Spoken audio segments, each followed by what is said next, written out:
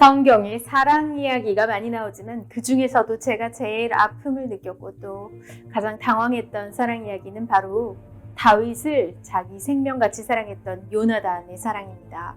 다윗을 향한 요나단의 사랑은 그야말로 어떤 물로도 끌 수가 없을 정도로 뜨거운 것이었고 목마른 사슴이 시냇물을 갈망하듯 간절합니다. 여자도 아닌 다윗에게 퍼부은 그의 사랑은 그가 혹시 동성연애자가 아닌가 느껴질 만큼 애틋한 것이어서 다윗 자신도 그의 사랑을 두고 여인의 사랑보다 더한 것이었다고 수려했을 정도입니다. 요나단의 아버지 사울 왕은 이런 요나단을 가리켜서 심한 욕설을 퍼붓습니다. 패역무도한 계집의 소생아, 내가 이새의 아들을 택한 것이 내 수치와 내 어미의 벌거벗은 수치됨을 내가 어찌 알지 못하느냐. 다윗이 땅에 사는 동안에 너와 내 나라가 든든히 서지 못해. 그러니 내가 너를 위해 그를 죽일 거야. 여기에 요나단도 지지 않습니다. 왜 다윗을 죽이려 하죠? 다윗이 무슨 죽을 죄를 저질렀나요? 이 극심한 부자의 갈등은 사울이 자신의 아들인 요나단에게 창을 던져서 죽이려고 하는 상황까지 연출됩니다. 아니 그런데 여러분 생각해보세요. 사울 말 중에서 욕설을 빼놓고 틀린 말이 있나요? 사울 다음에 왕위를 이어받을 사람은 요나단이죠. 그런데 지금 다윗은 대중적인 인기를 얻고 있어요. 사울이 보기에 요나단이 지나치게 비정상적인 것입니다. 단순히 한 사람을 좋아한다고 이렇게까지 할 수가 있을까요? 오늘 저와 함께 다윗과 요나단의 그 비밀 속으로 들어가 보겠습니다. 시작에 앞서서 구독과 좋아요 그리고 알림으로 펀투피어와 함께 해주시기를 부탁드리겠습니다. 바로 시작할게요. 요나단이 다윗을 처음 만나서 그를 숙명적으로 사랑하기 시작하게 된 것은 다윗이 블레셋의 거인 골리앗을 넘어뜨려서 그 머리를 베어들고 사울왕 앞에 나왔을 때였습니다. 이때 요나단의 마음이 다윗의 마음과 연락되어 요나단이 그를 자기 생명같이 사랑하게 되었다고 성경에 적혀 있습니다. 이때부터 요나단의 그 비극적인 사랑이 시작된 것입니다. 요나단은 다윗을 자기 생명같이 사랑하여 더불어 언약을 맺었으며 요나단이 자기의 입었던 겉옷을 벗어 다윗에게 주었고 그 군복과 칼과 활과 띠도 그리하였더라. 요나단은 다윗의 무엇을 보고 그에게 마음이 연락돼서 사랑하게 되었을까요? 이 질문에 앞서서 우리는 요나단의 장이라고 불리는 사무엘상 14장을 살펴볼 필요가 있습니다. 사무엘상 14장을 한마디로 요약하자면 요나단이 탁월한 신앙과 용기로 자신의 수종과 단 둘이서 블레셋 진지를 급습해서 승리를 거두는 이야기입니다. 이 과정에서 그는 철저히 하나님의 뜻에 따라 행동하려고 합니다. 이 대목에서 요나단의 신앙과 성품을 엿볼 수 있습니다. 그에게는 하나님을 향한 투철한 믿음이 있었고 행동하는 용기가 있었던 것입니다. 그런데 그 후에 골리앗이 이스라엘을 도발했을 때 요나단은 골리앗 앞에 나서지 못합니다. 과연 그 사이에 요나단에게는 어떤 변화가 있었던 것일까요? 그리고 이내 주인공이 바뀝니다. 바로 다윗입니다. 다윗이 돌팔매질로 하나님을 비방하던 골리앗을 꼭 끌어들였을 때 요나단의 느낌은 어땠을까요? 내가 나서야 되는데 나서지 못했고 그 죽음을 불사한 자리에 다윗이 나를 대신했다라고 생각하지 않았을까요? 요나단은 다윗의 승리를 자신의 승리와 일치시켰고 차츰 다윗과 자신을 일치시켰다고 저는 생각합니다. 이스라엘의 적 블레셋의 골리앗을 물리친 구국의 영웅 다윗. 당시 이스라엘 왕이었던 사울은 민심이 다윗에게 쏠리는 것을 감지하고 자신의 왕위가 위태로울 수도 있겠다라는 생각을 하게 됩니다. 그 후 그는 다윗을 죽이려는 시도를 계속하는 거예요. 이에 다윗은 사울을 피해서 다니며 요나단을 몰래 만나서 자신의 억울한 심정을 토로하게 되는 거예요.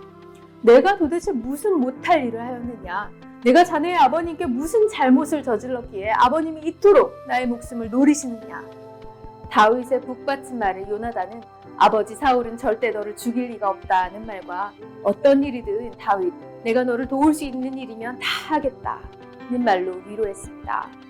그때 다윗이 이런 제안을 하는 거예요. 중요한 절기인 초하루에 왕의 사위이자 신하인 자신이 당연히 참석해야 하는 자리에 가족 중심으로 드려지는 제사인 매년제를 핑계 삼아서 내가 참석을 안 해보겠다. 만일 그때 사울이 어떻게 반응하는가를 보면은 사울의 속내, 즉 사울이 자신을 죽이려고 하는지 아닌지를 알 수 있으니까 자신에게 사울의 반응이 어떤지 신호를 통해서 알려달라는 것이었습니다. 드디어 초하루가 되었습니다. 다윗은 예정대로 식사 자리에 나타나지 않았습니다. 처음에는 다윗에게 어떤 일이 생겨서 몸이 부정을 타서 참석을 못했을 것이라고 사울은 생각했습니다. 하지만 그 다음 날에도 여전히 다윗이 보이지가 않는 거예요. 사울은 이런 다윗의 행방을 요나단에게 묻습니다. 요나단은 그래서 다윗하고 약속한 대로 바쁜 대로 대답했죠. 그런데 그 말을 들은 사울이 분노하는 거예요. 이 폐영무도한 계집의 자식아, 내가 이세 아들과 단짝된 것을 내가 모를 줄 알았더냐. 그 녀석은 죽어야 마땅하다. 요나단은 그제서야 사울, 우리 아버지가 다윗을 진짜 죽이려고 단단히 벼르고 있구나 하는 사실을 알아차린 것입니다. 그리고 사실을 알리기 위해서 다윗과 약속한 장소로 갑니다. 도망쳐야 함을 알리기 위한 신호대로 화살을 아이보다 멀리 쏘고 그 어린 종에게 주워오도록 했습니다. 이후에 요나단은 종을 돌려보내고 다윗과 둘이 만나서 울면서 작별 인사를 하는 것입니다. 그런데 여기에 둘 사이에 중요한 언약을 맺게 됩니다. 다윗이 곧 바위 남편에서 일어나서 땅에 엎드려서 3번 절한 후에 피차 입 맞추고 같이 울되 다윗이 더욱 심하더니 요나단이 다윗에게 이르되 평안히 가라. 우리 두 사람이 여호와의 이름으로 맹세하여 이르기를 여호와께서 영원히 나와 너 사이에 계시고 내 자손과 내 자손 사이에 계시니라 하였느니라. 놀랍지 않으신가요? 요나단이 다윗에게 맹세한 것은 영원한 언약인 것입니다. 그것은 다윗과 요나단 간으로 그치는 것이 아니라 그들의 후손과도 언약이 계속 맺어지는 거예요. 그리고 이때 이후에 이들은 평생 만나지 못하게 됩니다. 이때부터 다윗의 기나긴 도망의 길이 시작됩니다. 다윗은 노브로, 가드로, 아돌람굴로, 그리고 모함을 거쳐 헤레스로, 10황무지로, 엔게다 황무지로 떠나는 동안 사울은 끈질기게 다윗을 추격하며 그의 목숨을 노렸습니다. 하지만 그 끝은 사울이 블레셋에게 패해서 죽음으로 그치게 되는 거죠. 하지만 사울만 죽은 것은 아니었습니다. 요나단도 아버지 사울과 함께 전사하게 되었습니다. 요나단을 잃은 다윗은 그 슬픔을 시로 써서 모든 유다 족속에게 들려주게 되는 거예요. 내 형 요나단이여, 내가 그대를 애통함은 그대는 내게 심히 아름다움이라. 그대가 나를 사랑함이 기이하여 여인의 사랑보다 승하였도다. 다윗은 계속해서 자기를 대적하는 사울의 잔당들을 소탕한 후에 요나단의 절뚝발이 아들 무비보셋을 사랑해서 사울의 유산을 모두 그에게 주었고 언제나 그와 함께 식사를 하였고 훗날 다윗이 그 아들 압살롬의 반란으로 예루살렘에서 떠날 때 무비보셋이 자기를 따르지 않았는데도 불구하고 그를 용서해서 곁에 두게 된 것입니다. 이렇게 해서 사울의 일가가 모두 다 멸족이 됐는데도 불구하고 그 핏줄은 요나단의 아들 무비보셋을 통해서 이어지게 되는 것입니다. 요나단은 너무나 허무하게 죽어버렸습니다. 하지만 다윗을 향한 요나단의 간절한 사랑은 성경 곳곳에 기록되어 있죠. 여호와께서 너 다윗의 대적들을 지면에서 다 끊어버리신 때에도 너는 내 인자를 내 집에서 영영히 끊어버리지 말라 하고, 이에 요나단이 다윗의 집과 언약하기를 여호와께서는 다윗의 대적들을 치실지어다 하니라. 요나단과 그 부친 사울은 이스라엘 12지파 중에서 베냐민 지파였죠. 그리고 다윗은 말할 것도 없이 유다 지파였죠. 야곱은 그가 가장 사랑하는 아내인 라헬로부터 베냐민을 얻게 되는데, 이 라헬은 베냐민을 노중에서 출산하면서 죽으면서 그를 베노니라고 불렀는데 이것은 슬픔의 아들이라는 뜻이었습니다. 하지만 야곱은 그 이름을 고쳐서 오른손의 아들이라는 뜻으로 베냐민이라고 지어주었습니다. 야곱은 다른 아내였던 레아보다 라헬을 더 사랑했죠. 그래서 라헬의 소생인 이 요셉과 베냐민을 지나치도록 편애했던 거예요. 야곱이 바단 아람에서 내려올 때도 형 에서의 군대가 두려워가지고 요셉은 뒤로 빼돌리고 다른 아들들을 방패막이로 내세울 정도였어요. 이러한 야곱의 편애에 대한 단발심으로 야곱의 아들들은 야곱이 편애했던 라헬의 소생이었던 이 요셉을 미디안 장사꾼들에게 팔아넘기게 된 거죠. 그런데 이러한 야곱의 아들들 중에서 제일 먼저 아비 야곱의 마음을 이해한 이가 바로 요셉을 팔아넘기자고 먼저 제의했던 유다였던 것입니다. 이 그림을 보시기 바랄게요. 이집트의 총리 대신이 된 요셉은 자신의 형들을 시험했어요. 은잔 테스트라고 알려진 이 시험은 베냐민의 짐 속에 자신의 은잔을 몰래 넣어서 베냐민을 도둑으로 만들어버렸어요. 그런 뒤에 형들의 반응을 살피는 것이었습니다. 다른 형들은 자신의 짐에서 은잔이 나오지가 않아서 안심했죠. 그런데 은잔이 베냐민의 짐에서 나오니까 유다는 옷을 다 찢고 이집트의 총리 대신 앞에서 호소하는 것입니다. 아버지가 끔찍하게 사랑하는 아들입니다. 나를 대신 종으로 삼아서 이 아이가 사랑하는 아버지에게 돌아가게 하소서. 여기에 감동한 요셉은 드디어 자신의 정체를 밝히게 됩니다. 그런데 요셉만 감동했을까요?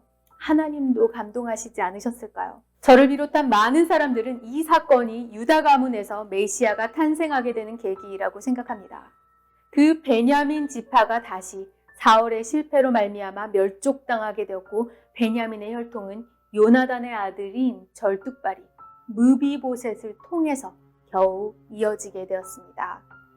여로보암과 이스라엘 백성들은 다윗의 집과 관계가 없다면서 르호보암을 버리고 북쪽으로 올라가서 이스라엘의 왕국을 세웠죠. 그러나 이때 베냐민 사람들은 그들을 따라가지 않고 그대로 유다의 집에 남은 것입니다. 이렇게 요나단의 집과 다윗의 집 사이의 관계는 그 아래 위로 깊고도 각별한 것이었고 무엇보다도 중요한 것은 그것이 아비의 마음을 읽었던 유다의 깨달음에서 비롯되었던 것입니다. 내가 어찌 이 아이와 함께하지 아니하고 내 아비에게로 올라갈 수 있으리까? 이 마음이 바로 아비 야곱에게로 돌아가는 마음이었고 그것이 야곱의 하나님이신 여호와에게로 돌아가는 마음이었던 것입니다. 그리고 바로 이 마음에서 예수 그리스도가 탄생하게 되는 것입니다. 그래서 예수 그리스도는 유다의 집에서 탄생하시게 됩니다. 그는 다윗의 자손으로 오시게 되는 것입니다. 그런데 이 다윗의 자손 예수 그리스도는 요나단의 자손과 어떤 관계를 맺으셨을까요? 예수 그리스도께서 이 세상에 오셔서 모든 대적자들과 싸우실 때 그 대적자 중에서 한 사람을 불러 자기의 사도를 삼으셨으니 그가 곧 베냐민의 지파의 바울이었던 것입니다. 요나단과 다윗의 뜨거운 사랑이 그리스도를 향한 바울의 사랑으로 이어졌던 것입니다.